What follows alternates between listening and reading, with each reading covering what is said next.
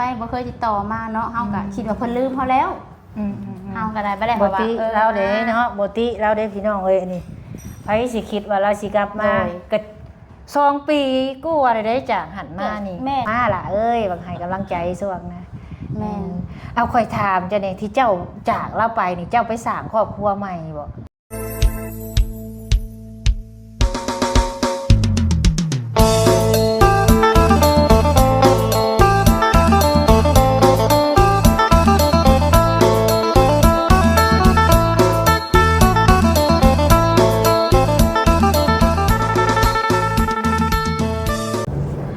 สบายดีพี่น้องสบายดี FC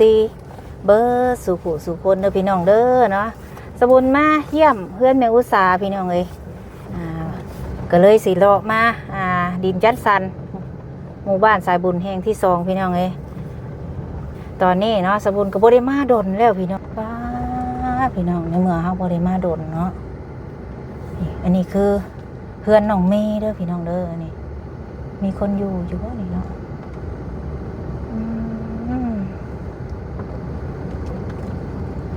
เพื่อนของน้องเมย์เฮาบ่ได้มาแต่ดนแล้วพี่น้องเลยพุ่นทางเพื่อนสาวโมทางยังพุ่นก็ได้มีไผอยู่นี่พี่น้องตอนนี้มื้อนี้เป็นเวลาดนเนาะที่ว่าสบุญบ่ได้เข้ามาพี่น้องเอ้ยมีไผอยู่นี่เนาะมื้อนี้ไปยับไปอีกมีแต่เพื่อนแม่น้องมวยมีคนอยู่บ่ป่ะโอ้ยน้องมวยบ่หรือไผอยู่หั่นแม่นบ่เป็นไผจอดเบิ่งดูป่ะสิลงไปเยี่ยมยามเมื่อก่อนพี่น้องมวยบ่ได้มาดนได้พี่น้องเอ้ยสบุญก็ได้ทุกคนก็คือสิจำได้เนาะผู้ดีสบุญมาแต่ทางเฮือนแม่อุตสาก็เลยสิแวะมาเยี่ยมดีทางผู้ใหญ่เพิ่นว่าคันว่าไปทางนั้นนั่นแวะไปเยี่ยมทางน้องมวยนี่เด้อว่าซั่นเห็นว่าพ่อละมาอยู่น้ำกันแนวใดว่าซั่นเนาะทางผู้ใหญ่ที่เพิ่นซื้อดินให้น้องมวยนี่แหละทางสบุญก็เลยว่าสิแวะลงไปเบิ่งก่อนพี่น้องเอ้ยเป็นเวลาดนเนาะที่สบุญบ่ได้เข้ามามื้อนี้สบุญมาหาแม่อุตสามาเยี่ยมยามทางครอบครัวน้องมวยพอดีอันนั้นก็คือทางเพื่อนน้องเมย์พี่น้องเอ้ยที่สบุญได้สร้างให้ไปทางใดเด้เนาะคือมิดอ่อนซ้อนแท้อันนี้ป้าตายังเอ้าสบายดีบ่เจอโอ้ยบ่ยังพากันจัดงานยังล่างถ้วยหลายแท้อันนี้วันเกิดน้องเมย์อะไรโอ้นั่นแน่นั่นทะเลน่าน้องมวยอันนี้ดูนี่แหละใส่สาน้องมวยน้องมวยมันจะออกไปซื้อบัตรเติมเงินดูเอาไผสัญญาณขึ้นมากินน้องหักมาเห็นน้ำวันยุดน้องหักเจ้า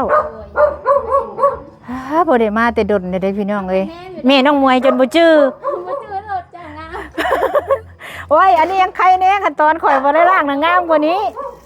เดี๋ยวเราไปดูส่งกันแม่โอเคแล้วก็ล้างถ้วยแล้วก็บ่ฮู้ว่าข่อยสิมาเนาะพี่ดินเราเสียหญ้าเสียตองพี่น้องเอ้ยยังคือเก่ายังงามคือเก่าชื่อแม่และน้องบ้าอันเก่านี่แล้วนี่วะสิไปเปลี่ยนซื้อสีใหม่บ่ใส่ซื้อใหม่บ่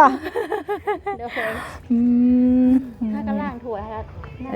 กินข้าวกินน้ำกับยังมื้อนี้กินข้าวกับแกงหน่อไม้แล้วก็กอดปลาซิวไปสอนโอ้ไปสอนกับผู้ใดกับสาวพลอยู่บ่มื้อนี้โดยอยู่ค่อยผ่านมาตลอดได้แต่ว่าบ่เห็นแม่นบ่แม่นี่ข่อยมาหาแม่อุตสาข่อยก็เกี่ยวมาแต่เฮาก็แน่งอยู่รถแต่เฮาก็บ่ฮู้ว่าเป็นรถแม่แต่เฮาก็เดียวเฮ็ดนั่นคือเฮาเห็นอยู่ได้ข่อยบ่มีคนอยู่บ่คันข่อยเห็นข่อยก็แวะเข้าแหละของแวะมาเยี่ยมยามแม่มาหาแม่อุตสาหะบ่แม่นเฮาอาจสิไปอยู่เฮือนก็ได้เฮาไปรักษารักษาหาน้ำหมอกเฮ็ดยังอยู่ซะซุมื้อนี่ซุมื้อนี่ก็ ยังบ่ทันได้เฮ็ดหาก็ออกเวียกหั่นแล้วก็เสียหญ้าเสียหยัง ออกเวียกหยัง เมื่อก่อนเฮ็ดโรงงานตัดนิดแต่ก็เป็นวินก็เลยออกมา เออ แล้วยังบ่ทันได้ไปแม่อายุเฮือนเก่านี่แหละ ป้าอาหารการกิน ผักบ้วง แม่พระครู อันนี้แล้วในอาหารเวลาบ่มีเนาะ เฮาก็บ่ได้ลืมแบบเฮาก็จมอยู่ว่าก็บ่เห็นมาเนาะแบบเฮาก็ ทาง แม่น ทางผู้ใหญ่เพิ่นซื้อดินให้เจ้าเพิ่นว่าคันไป ทางเฮือนแม่อุตสาห์แวะเล่นน้ำน้องมวยนี่เราอ่ะ โดย คือเห็นว่า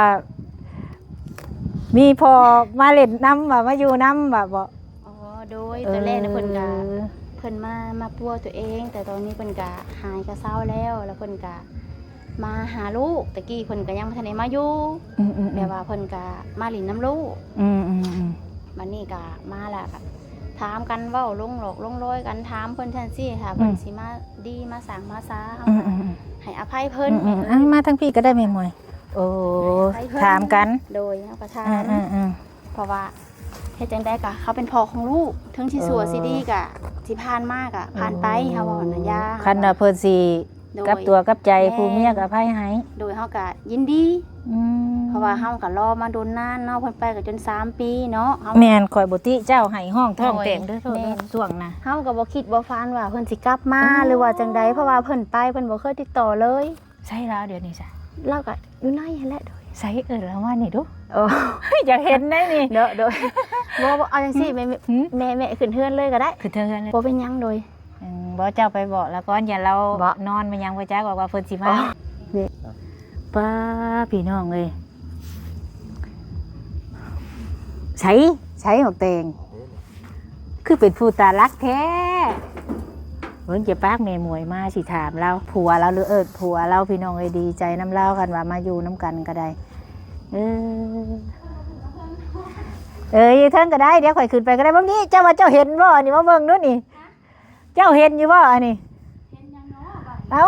เจ้าอยู่นี่เจ้าเห็นอยู่บ่นี่มักแตงนี่ ไม่ใช่แม่ ว้าเจ้าบ่เห็นน่ะโอ้ยแม่มวย นี่ใช่แหละ น่ะบ่แม่นบ่ขาวๆน่ะจะเบิ่งดู ว้า บ่เห็นแม่ โอ้ยเจ้านี่ตา เห็นแม่ โดยสบายดีอ่า นั่งยืน เอาไปพุ่นก็ได้เนาะพากันนั่งล้มอยู่นี่ ขึ้นทาง โด เดินก็ได้ ย เนาะ ปะข่อยก็บ่ได้เห็นเพิ่นจักเทื่อพี่น้อง เห็นแต่ในรูปตั้งแต่มาทีแรก แม่นน้องมวยเอาให้เบิ่งให้คิดฮอดพ่อว่าซั่นปะปิดมาถึงเฮือนพี่น้องเอ้ย จะกระโหดได้แม่เอ้ย พัดลมเด้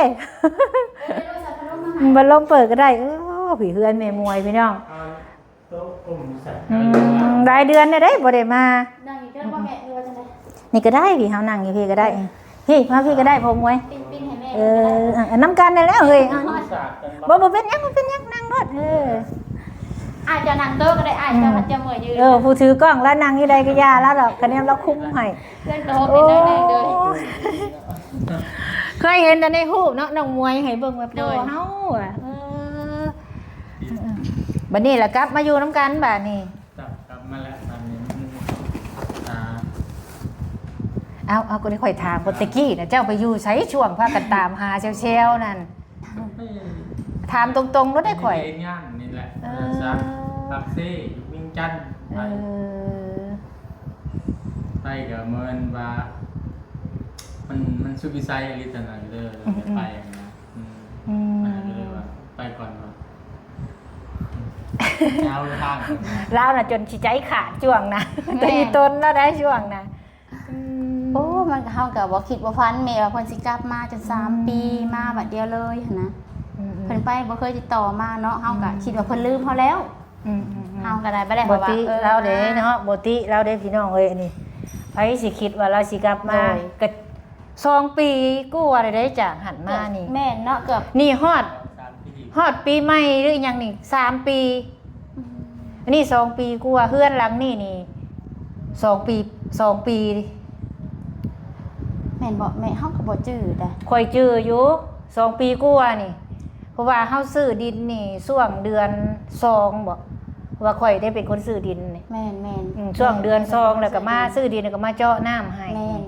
ข่อยมาเฮือนแม่อุตสาแล้วว่าไปเยี่ยมน้องหมวยเด้อเราเห็นว่ามีพ่อเรามาอยู่น้ำได้ก็ดีใจน้ำเพิ่นว่า นั่นแหละ เพิ่นก็บ่ได้ว่าดอกมาอยู่น้ำกันก็เคยได้ยินน้องหมวยเนาะแล้วว่ากินฮอดพ่อคันพ่อเฮามาอยู่น้ำคือสิมีความสุขแม่เอ้ยแล้วว่าเอาคันว่าบุญวาสนายังมีก็สิได้กลับมาล่ะเอ้ยบางให้กำลังใจช่วงนะ แม่น เอาค่อยถามจ้ะเนี่ยที่เจ้าจากเราไปนี่เจ้าไปสร้างครอบครัวใหม่บ่ ตัวหอ บ่ได้สร้างไปอยู่ผู้เดียว แม่นบ่เป็นไปได้บ่ ไปนี่คือแบบว่าไปหาคนทางแต่ว่ายังช่วยเรื่องครอบครัวแต่มันอยากให้มันดีขึ้นเนี่ยแล้วมืออยากไปหาเมียใหม่ก็ทีนี้ จักแล้วเนาะไปบ่ข้าวเนาะ ไปจนลืมเนาะแม่ ไปหาลูกไปร้ายบ่สามารถเรียนเดือนนั้นได้ วันนี้เจ้าเป็นได้ไรแต่จังหวะได้กลับมา มันเห็นชีวิตไซน์นี่แหละในกระโต้นี่แหละ จะป่วยสิเฮ็ดจังได๋ มันหาคนทางได้สวยเองได้เลยว่าอยากเห็นมันไปกับโต้ปรึกษากับลูกเด็กไปกับเพราะว่าลูกอยู่บ่ได้ว่า เคยได้ยินอยู่น้องหมวยบอกว่าพอเฮาโทรมาว่าก็เลยว่าเราอยู่ไสแล้วบ่บอกวันอยู่ว่าก็ว่าอ้าวคันมาอยู่นํกันก็ดีแล้วเนาะคะแนนจะปะอย่าห่างกันได้บัดนี้อีตนแล้วเด้น่ะรุ่งพุ่งป่วยอยู่ผู้เดียวเนาะ แล้วก็จนสิเป็นบ้าเป็นงัวช่วง ซ้ำโอ้ยแม่บุญเฮาน่ะเฮายอมหาว่าเฮาเสียเส้นไปเลย แม่นแล้ว เฮา บ่ ตั้ง ติ สติ เจ้า บ่อยู่เลย บ่ บุญ ติ เฮาย แล้ อมหา ว เฮาแบบว่าจักสิว่าจังได๋ ไปบ่ได้ร่ำบ่ได้ลากันที่บ่ได้บอกสักคำบ่ตอนไปตอนนั้น ไม่บอกเลย บอกก่อนแต่มือไปนี่เราบ่ได้บอก แต่ตอนท่านได้ไปนี่บอก แม่นบอกแต่ตอนอยู่เฮ็ดงานก็สร้างนํกัน คิดว่าเพิ่นเว้าเล่น แม่นแล้วก็ว่า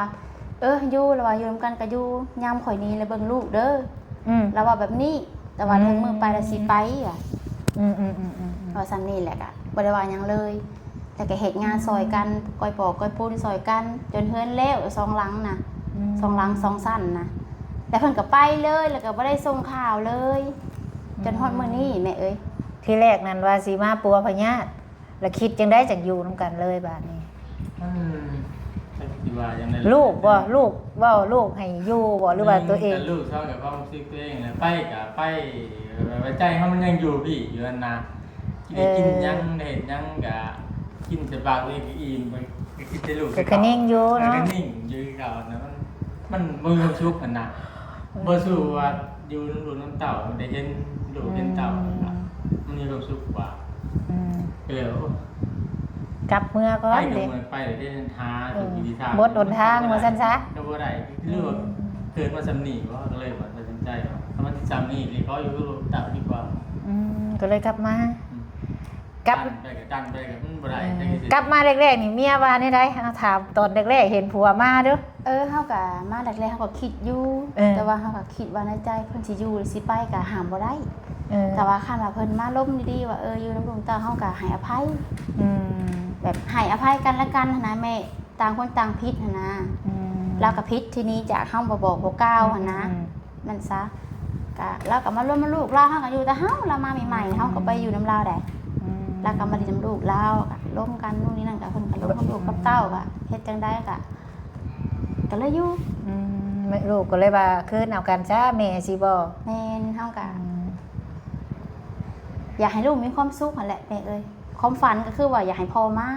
แม่นแน่น้องหมวยความ แม่น ตอนเราคิดน่ะเนาะเป็นหยังหมวยคันพ่อเอามาคือสิมีความสุขเอื้อนก็มีอยู่อะคันว่ามีเฮือมีแฮงก็พากันทำงานทำการเฮ็ดบัดนี้เนาะเพิ่นเฮ็ดเฮือนเฮ็ดซ่านแม่นเฮือนเพิ่นก็ช่วยเฮาเบิดแล้วนะ สมากินจะปากตัวเองสิ เนาะ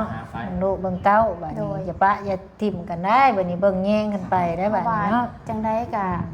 ความจริงก็คือความจริงนะแม่เนาะ แม่น ก็คือแม่เพิ่นก็เป็นคนซื้อดอกซื้อดินเนาะเฮาก็บ่เคยลืมเพิ่นได้มาแต่เริ่มต้นกันนะแม่เนาะผู้ยกผู้ใหญ่ ซื้อ เฮา ดิน ก็โดยบ่เคย เจาะ ลืมจัก น้ำแล้ว ค ก็ น สม เฮา ทบ ก็ เฮ็ดเฮือนเฮ็ดซ่าน ที่เพิ่นช่วยมาเฮาก็ยังจื้อจำนำได้แม่เอ้ยเฮาก็บ่เคยลืมจักคนใดถึงเจ้าบ่ได้มาเฮาก็บ่ได้ลืม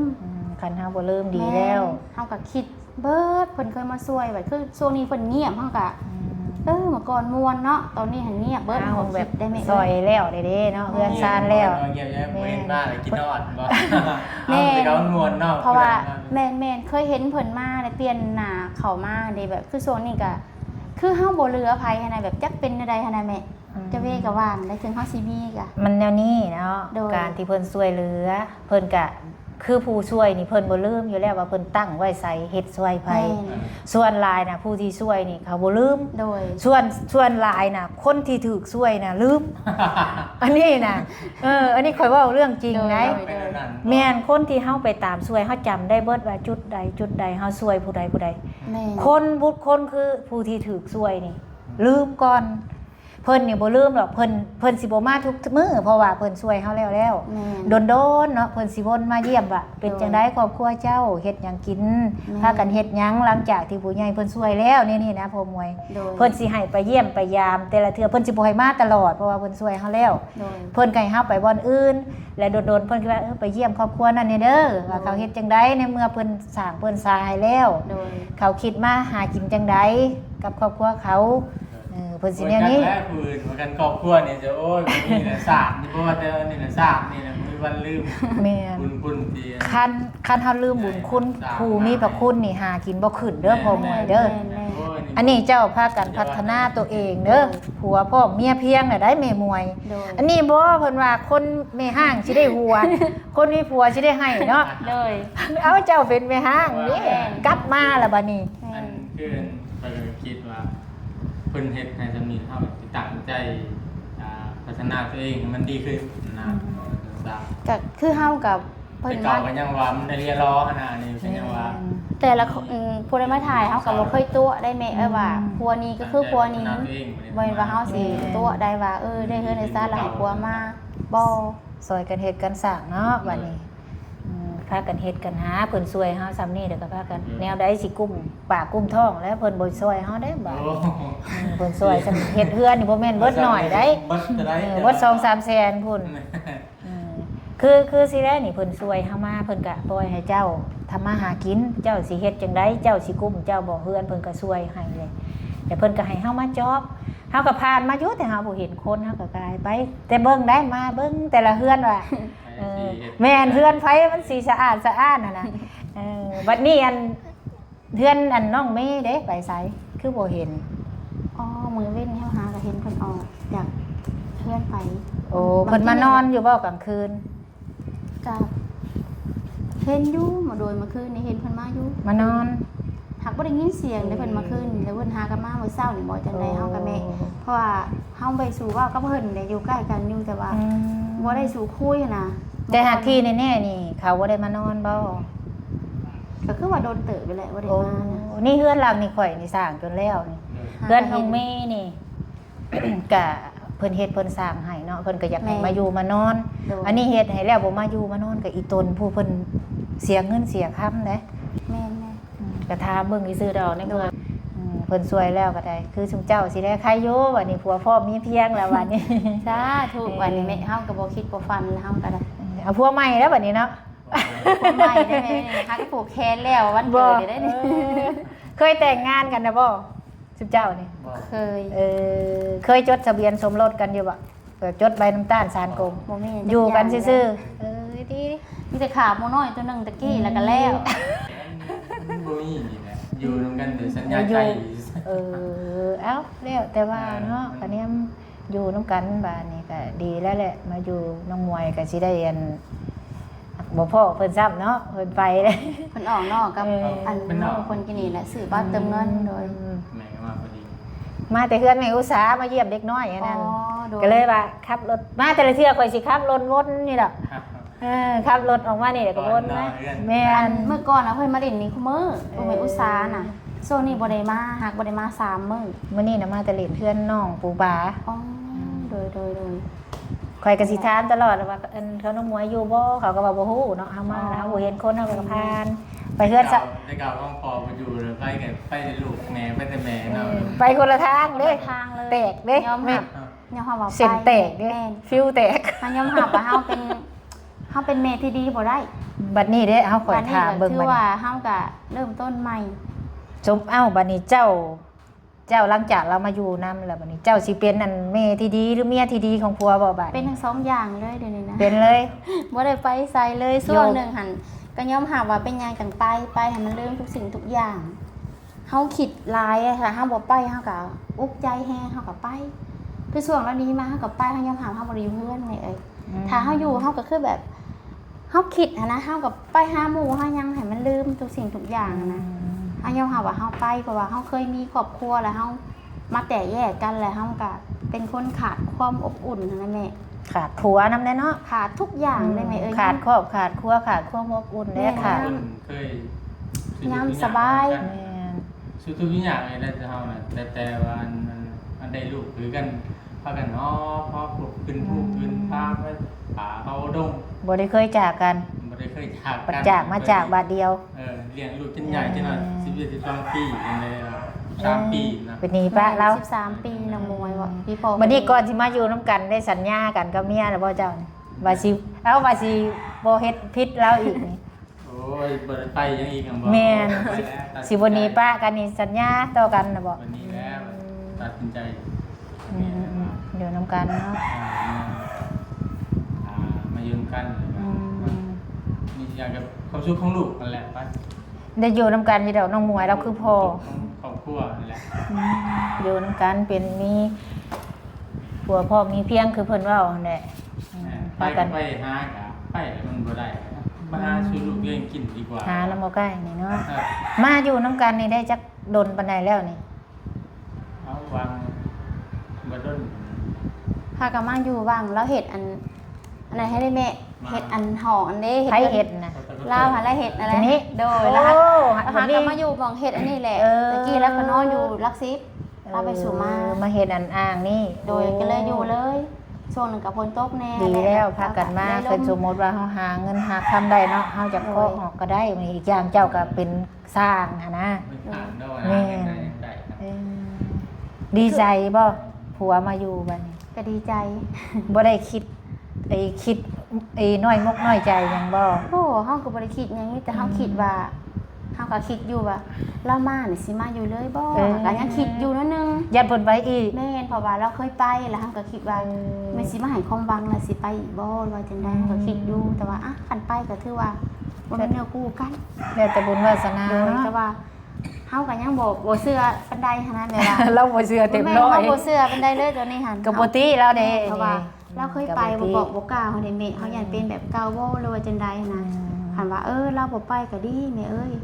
ลูกก็สิได้มีความสุขนั่นแหละ อีตนลูกอะแน่ แม่น อยู่ ว่า นํกันไปแน่ เพราะว่าเพิ่นฮักพ่อหลายกว่าแม่หันนะแบบว่าเพิ่นพ่อมันบ่เคยหายซั่นๆนะเด็กน้อยนะ บ่คือแนวนี้เด็กน้อยนะเจ้าสิเอาผัวใหม่ก็ตาม บัดผัวใหม่เฮาน่ะเขาบ่ได้แพงลูกเฮาได้แม่มวย แม่ๆ พ่อนี่สิให้ปานใดเขาก็แพงได้สายเลือดเขาอะ แม่ เจ้าสิไปเอาคนอื่น10คนก็อย่าปากเขานี่เว้าดีอยู่แต่ใจเฮาบ่ฮู้พ่อใหม่100คนมีผู้หนึงที่สิมาหักลูกก็ติดเมียนี่ได้บัดพ่อนี่ถึงสิให้คิดดีก็ตามลูกเราสายเลือดเราว่านี่แม่นนะว่าพ่อมวย แต่มันจะเพลงขอลายกูได้ไหมเอ้ย กะเพงเจ้าคือกันอยู่เว้าอยู่ในราชิน้อยใจ พ่อสลายเพราะว่าเฮานะเฮาหายลูก อันติดปอ ติดพ่อได้ แบบลูกข่อยลู แม่ กข่อ เฮาย ก็ มัก ติดพ่อ หายเล่าเด้ อืม เดี๋ยวเฮาก็จมยังแล้วก็ไปหาพ่อเล่าเสียนะแม่ เจ้าก็สิจมให้เขาหลาย บางเถื่อเฮาก็คือเจ้าเห็นนั่นแหละแม่เฮาก็จมแน่ เพื่อนว่าจะพอไปใหม่ให้ กระบะก็บ่หายแน่เนาะ หายแล้วเอานอนเอาตีนไปกายประตูห้องน้ำแล้วก็หายเงือแบบดังๆเฮามาเป็นยังน้อยว่ะแต่ก็รีบเข้าห้องว่ะ ย อ อ ด ด บ่ บ่ ไห ไห ว ว ว่ะ เนาะ เฮากั้นบ่ไหว้ลีแม่ว่าซั่นเป็นหยังวะเจ้าบ่เข้าใจเฮาดอกก็ให้กินฮอดพ่อเฮาว่าเข้าใจอยู่เฮา เรา สิ ยัง แห เว้า ละ อยู่กันพอเราเว้าน้ำข่อยได้ อืม นั่งคุยกันในบุญเอ้ยกันพอเฮามาอยู่เฮาคือสิมีความสุขกันว่ามื้อใดกันว่าเพิ่นยังมีชีวิตอยู่คันบุญวาสนายังมีต่อกัน แม่น ยังมีลมหายใจมันก็สิได้พ่อกันคือเก่าแหละหมวยเอ้ยว่าใครกว่าเพิ่นไปแล้วเหลือแต่ชื่อนั่นว่า แต่ว่าช่วงหนึงมาเฮาก็มักแต่เข้าวัดได้แม่ไปวัดถันเจียไปว่าบรรทัดก็เฮาก็ขอว่าเฮาก็ขออธิษฐานก็ว่าคันเพิ่นบ่กลับมาหาเฮาก็ให้มาหาลูกหาเต้าเฮาว่าให้พ่อเพิ่นกลับเราเต้าขึ้นมาขอสิ่งเดียวเฮาว่าขอให้พ่อกับลูกก็ได้พ่อกัน อีกบ่ดนแล้วก็ติดต่อยังมาแล้วก็เห็นเรามาได้แม่ เฮาก็ยอมรับ ไปแก้เพิ่นน่ะบ่ ที่เจ้าบ้าบ่ บ่ได้บ้า ไป ด้หยัง โอ้เฮาไปไหว้ มีแต่ ไปขอ โด พ่อย ไป เฮา โอ้ อุกใจแล้วเฮาซื้อคันหมักเบงน่ะไป บัดนี้คันเจ้ามีโอกาสก็พากันไปกับผัวกับลูก แม่ แบบว่าตอนนี้นั่นความฝันของเจ้าเนาะค่อยลูกผัวได้มาแล้วก็ลูกบ่ลืมคุณคืมคุณก็ซื้อดอกไม้อีหยังไปถวายเพิ่นแม่หมวย ตั้งแต่ผัว แม่นเป็น แต่ผัว วัน เฮาไปนะเฮาบ่เคยบ้าหยังเลย เป็นวันศีลวันพระเด้อพากันไปเด้อ มีแต่อธิษฐานเท่านั้น นั่นแหละ อ แบ ธิษ บ ฐานอยู่ในเฮือนก็คือการเฮาที่เฮาคิดแล้วเฮาก็อธิษฐานสิ่ง จะ ดี ให้เพิ่นมา แม่นแต่ว่าทำเจียก็มีแต่อธิษฐานนำพญานาคอีหยังนะ เนี่ยเจ้าก็ไป นี่แหละ เจ้าก็ซื้อดอกไม้ไปบ่าตอนนี้ลูกนะลูกผัวก็กลับเต่าขึ้นมาอยู่น้ำแล้วเนาะก็เลยมาไผบ่เชื่อก็อย่าแต่เฮาน่ะเชื่อเฮาศักดิ์สิทธิ์ว่าเฮาขอแล้วมันได้นะแม่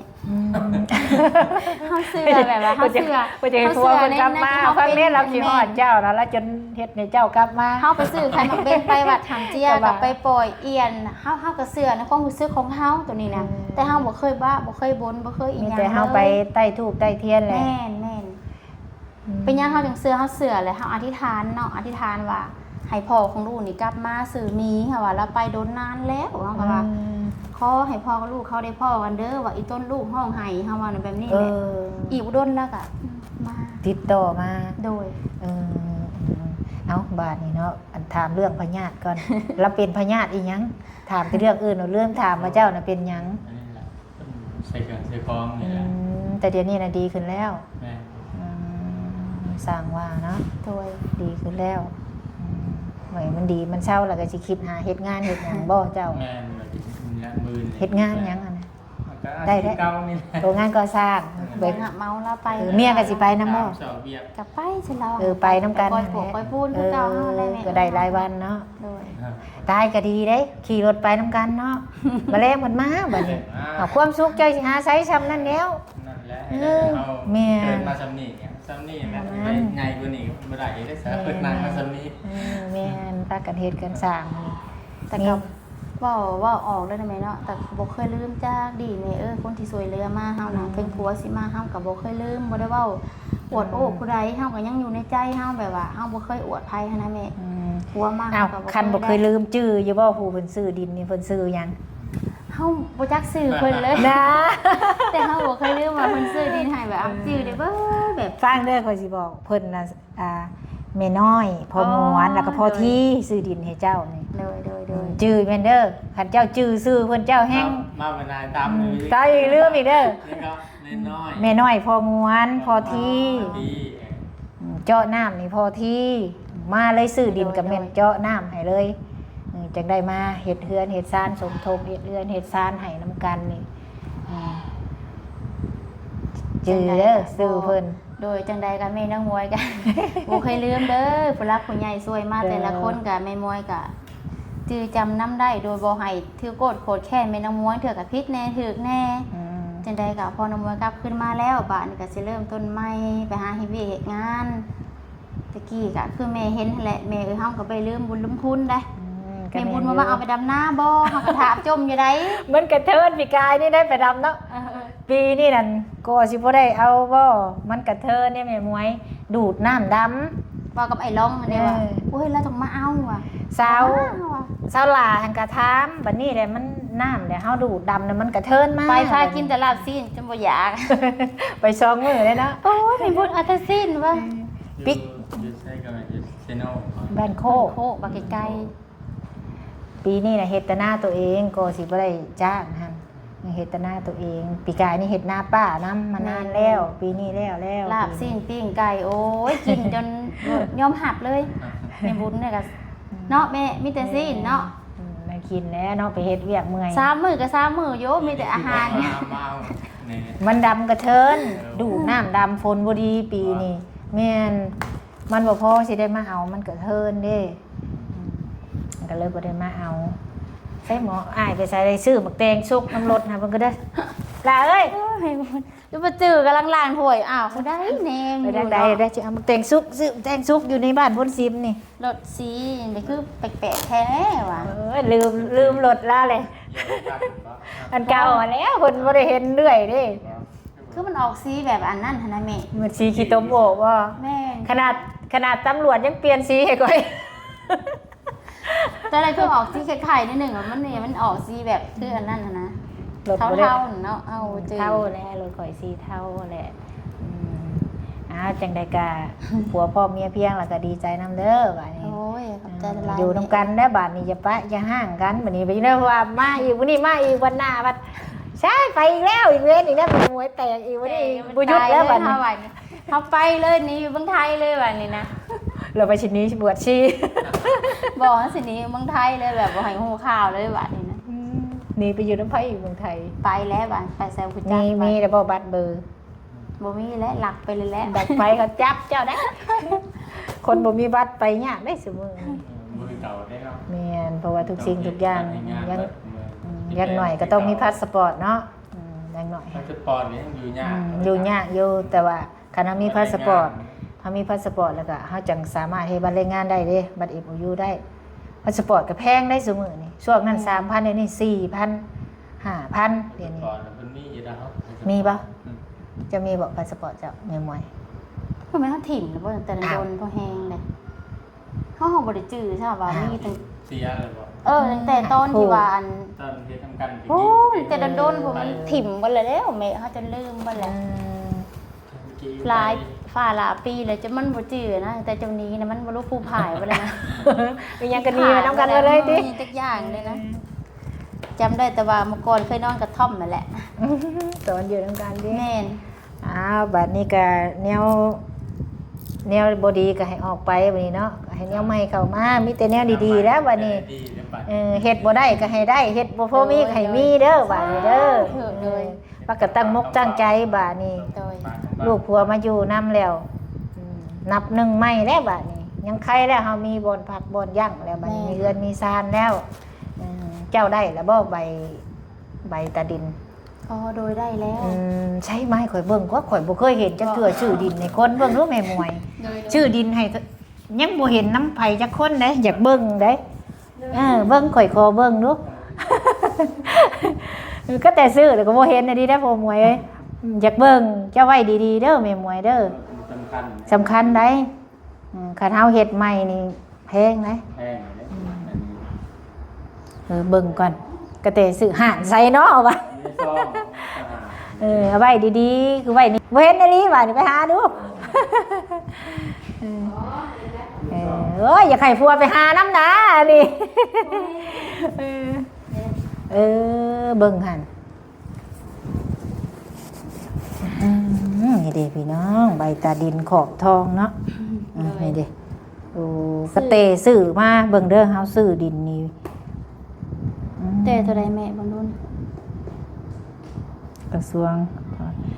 ตั้งตอนดินเป็นสวรรณเขตรอบบ้านโพนซิมออกให้เกนางแถวนางหมวยนางถ่านางท่าบ่แม่นเนาะ แม่น นางท่าแทงแถวมายังอันนี้นามสกุลบ่อ้าวโอ้ยน้องมวยแทงแถววันเดือนปีเกิดใช่สิปัจจุบันหน่วยไปสอนพระวิหารผัวหรือเมียสอนวันเดือนปีเกิด นั่นแหละน้องมาจมอยู่โอ้ การได้นำสิทธิ์ใส่ที่ดินโอนซื้อขายนะเจ้าสิทธิ์ที่ดินนำใส่ห่วงกับประเภทที่ดินเกษตรกรตีนส่วนทงเพียงซานเมืองปื้มทะเบียนหาเพนที่เมื่อเขาซื้อปี 2000อันนี้มันออกบ่อันนี้ออกหาก็ออกปี 2025นี่ โดยอาซิแม่นะว่าลูกก็บ่ได้เป็นหนังสือ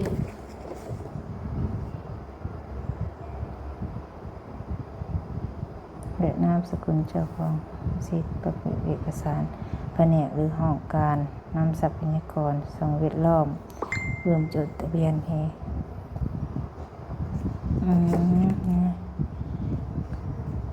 พิ่นเฮ็ดออกให้สิแต่ว่าบ่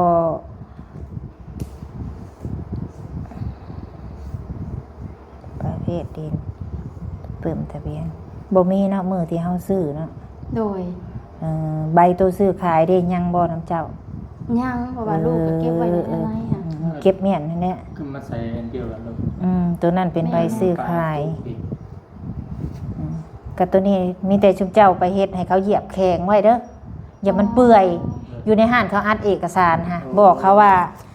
เจ้ารีดแข็งให้ค่อยเพราะว่ามันถึงน้ำเนี่ยมันสิเปื่อยได้แม่นห้านอัดเอกสารเนี่ยจุเจ้าให้เขาเจ้าอันรีดให้ สำคัญ แม่นมันใบอันนี้จุเจ้าต้องให้เขารีดให้เด้อมันถึกน้ำหน่อยหนึงมันเปียกเจ้าได้เฮ็ดใหม่ได้นี่ แล้วก็จะเอามาไว้ในห้องจะดีแบบ ให้ไปรีดไว้รีดแข็งมันถึกน้ำถึกในมันก็บ่เปียกบ่เปื้อน ได้พร้อมกันกับสะพล อืม ตอนแรกก็บ่ได้ฮู้หรอกมีแต่ว่าลูกน้อยน่ะไปถามเขาอ่ะไปแหย่น้ำเขาแบบนี้ลูกน้อยก็ว่าไปเอาในแม่เลยก็เลยพากันไปตอนแรกมีเพฮู้มีแต่ลูกน้อยว่าใบตะดินออกซะเฮาบ่ได้ฮู้เด้อ เฮาว่าเฮาบ่ได้หาสิได้เองดอกเฮาว่าแหย่ขึ้นร้ายมันก็ค่าเวียกค่างานเนาะถึงเวลาได้เป็นสิบอกเองเฮาว่านั่นแหละ เพราะว่าเพิ่นเฮ็ดออกมาแต่ละเทื่อมันบ่ได้อันนั้นเนาะ แม่น มันบ่ได้ใบเดียวเด้มันก็ได้ซ่าแน่ หลายคน หลาย แม่ คน น เนาะ เพื่อสิออกมาแม่นเอาดีแล้วแหละใบตะดินก็ได้รักษาไว้ดีๆอันนี้ไว้ได้อยู่ได้เศร้าได้แล้วจะค้ำจะขายมันได้เด้อคิดว่า เคยอยู่ บ่ขายแม่เองเมื่อก่อนรู้จักคันสีแดงเพก็หลายเดือนเฮาก็ยังบ่ขายเฮาก็ยังเก็บไว้จนมีเงินจะมาแปลงขี่อีหยังก็อย่าเฮาบ่ขายเด้ขาดแม่เนาะจ้ามันตายเพเลยจอดเมียน มูลมังจังกะยาผู้ใหญ่เพิ่นซื้อให้เนาะ ลูกบ่เคยขาย ยา แม่ สำเนาเนี่ยไปขายบุรี อ้าวดีแล้วแหละบัดนี้อยู่มาอยู่น้ำกันก็ดีใจน้ำเฮาก็ใครอยู่มาแบบสิก็ได้เป็นครอบเป็นครัวเนาะเห็นผัวเห็นเมียเห็นลูกเห็นเต้าก็ลูกเต้าก็ไปทางใดก็เขาก็เบิดห่วงได้แม่มวยเอ้ย แม่ ไอ้บ่น้องมวยมันก็เหงาว่าเป็นหยัง เงาเลยน่ะ เหงาใด แบบบ่ เหงาใดคิดฮอดใด บ่คลิปก็ บ่พื้นให้เนาะ แม่น พ่อบ่ตายแต่จากกันโดยที่บ่ได้บอกมันน้อง มัน แบบ ก็ ว่า สามารถตายทั้งเป็น ช่วงหนึ่งเด้ข่อยพาเราไปมุกดาหาร ช่วงหนึ่ง ร้อง เป็น เพล น้อง งนะแม่ เอ นะ อไปร้องเพลง ตอนนั้นน้องมวยพาเราไปเปิดช่วง แต่ตอนนี้ก็ยังร้องดีอยู่แหละ อืม ร้องอาจจะในไม้ไปซื้อตู้กับไม้มาเพิ่นก็ร้องเพิ่นก็เสียงดีเลยเพิ่นก็ร้องผู้เดียวนะหอมเทื่อนะ เอาสันพี่น้องเนาะมื้อนี้ก็แวะมาเยี่ยมยามแม่น้องมวยเพิ่นได้ผัวใหม่แล้วพี่น้องเอ้ย มาอยู่น้ำกันก็ฮักกันแพงกันบัดนี้ก็ดีใจน้ำเนาะที่ โดยแม่น้อยก็ผากอันขอบคุณทั้งพระผู้ใหญ่เบิดสุขุสุคนเด้อที่มาช่วยน้องมวยตั้งแต่ต้นจนฮอดมื้อนี้ก็บ่เคยลืมบุญน้ำคุณผู้ใหญ่สุขุสุคนให้สุขภาพเข้มแข็งให้อยู่ดีมีแรงทานมาซำได้ก็ให้หลายคืนไปหาผู้ใหญ่100เท่าพันเท่าเบิดสุขุสุคนเด้อแม่น้อยก็บ่เคยลืมแม่บุญหรือว่าทีมงานเบาเตียงทองหรือว่าเริ่มต้นแม่ว่าก็บ่เคยลืมบุญน้ำคุณเพิ่นจนฮอดมื้อนี้ก็ผากถึงแม่หวนกับ แม่น้อย แม่ พ น้ อ อยกับ ห พ่อห ว วน น เด้ พอที โดยพอทีก็ขอบคุณเวลาที่เพิ่นซื้อดินให้ก็ยังบ่เคยลืมให้อยู่ดีมีแฮงเด้อพ่อเด้อแม่เด้อขอบคุณหลายๆโดยขอบคุณทางพลักผู้ใหญ่ไปเบิดสุขุสุคนหรือว่าจังใดอยู่ไสก็ให้อยู่ดีมีแฮงให้เดินทางปลอดภัยเด้อ เอ้ยสาธุดีใจน้ เคยลืมเพิ่นแม่เอ้ยเฮาน่ะ บัวมันเราเป็น ำว่าเป็นแกเราก็เนี่ยมาอยู่น้ำลาวเนาะพากันเป็นรักเป็นแรงให้ เพ ลูก ราะว่าเฮาน่ะมันสิ้นที่การที่เพิ่นถ่ายเฮาแล้วล่ะ เว้าออกไปกับชีวิตเฮาน่ะมันเป็นจริง เพราะว่าเพิ่นก็เห็นว่าเฮานอนนำกระต๊อกแต่เฮาก็บ่ค่อยลืมว่าเฮาได้มามื้อนี้ก็ย้อนเพิ่นย้อน FC หรือผู้ใหญ่ใจดี ได้มาจากเพิ่นเนาะ เบิดสุขุสุคนย้อนความเมตตาแต่ว่าบางคนเพิ่นก็ฮักเฮาบางคนเพิ่นก็บ่เข้าใจชีวิตเฮาก็บ่เป็นหยังโดยเฮาก็ต้องเข้าใจ เพิ่น ว่า คนร้อยพอพันเมให้มาเข้าใจกันเบิดมันเป็นไปบ่ได้ดอก แต่ว่ายังดีเพิ่นก็เข้าใจแบบว่าเพิ่นอยู่อเมริกาอยู่ต่างประเทศเพิ่นก็ยังมาอุตส่าห์มาเฮ็ด มาเฮ็ดให้มาซอย ให้ทุกสิ่งทุกอย่างเฮาก็บ่เคยฮู้จักกับเพิ่นอีกเพิ่นก็บ่เคยฮู้เฮาอีกหันนั้นนะแม่เนาะ แม่ แต่ว่าสาธุบุญคุณแต่ว่าคุณผู้ช่วยมากก็ให้อยู่ดีมีแฮง อืม ตื่นเช้ามาก็ให้หน้าตื่นตาบ้านอันดอกไม้บ่ให้ติดให้ เล ไผ ยนั่นแหละสุเจ้าก็พากันตั้งมุกตั้งใจเด้อมื้อหน้าข่อยสิมาเล่นน้ำไม้มื้อนี้สิเมื่อก่อนคันบ่ค่ำสิไปแว่เล่นน้ำสาวพลน้ำ โดยสิไปเล่นน้ำอยู่ คือกันโด โด ย ย แต่บุญก็ให้มันให้ยืนให้เป็นหอมผู้หอมไส้ให้เบิดสุขุสุคนในแม่เด้อ ด้วยแล้วด้วยอีก โดยสาธุสมพรปาก คนนายคนให้อยู่ดีมีแห้งแม่บุญก็บ่เคยลืมโดย โด ลูก ย ก็ได้ สา ให้ส ธุ มมันว่ามีจิตใจเมตตามีจิตใจร่ำรวย โดยสาธุสุเจ้าคือกันเด้อหาบ่พอได้ก็ให้ได้หาบ่พอมีก็ให้มี พอยังหลาย ข ข อ อแค่ให้ ลูกกับผัวมีความสุขกับ เอา เฮาอยู่ในน้ำกันนี่ เจ้าบ่อยากมีความสุขบ่ บ่เป็นหยังเฮา เอ้า นี่แม่เพิ่นมา เฮาขออย่างเดียวแม่เฮาอยากเห็นลูกเห็นผัวมาอยู่นํกันมีความสุขเพราะว่าเฮาน่ะแนวใดก็ได้ง่ายๆเฮาบ่มันยังหลายแม่เฮาน่ะ ดีแล้วดีแล้ว นั่นแหละ มาอยู่น้ำกันก็ดีใจน้ำเด้อ แม่ เดี๋ยวมื้อหน้าสิมาเล่นน้ำไม้ โอ้ยเดี๋ยว มื้อนี้เฮาก็สิขอจบคลิปก่อนพี่น้องเลยดีใจน้ำครอบครัวน้องมวยก็มีพ่อมีแม่พร้อมหน้าพร้อมตาแล้วเนาะทั้งสบุญก็ดีใจน้ำเด้อเนาะเดี๋ยวคลิปนี้สบุญก็สิขอจบก่อนพี่น้องสำบายดี สบาย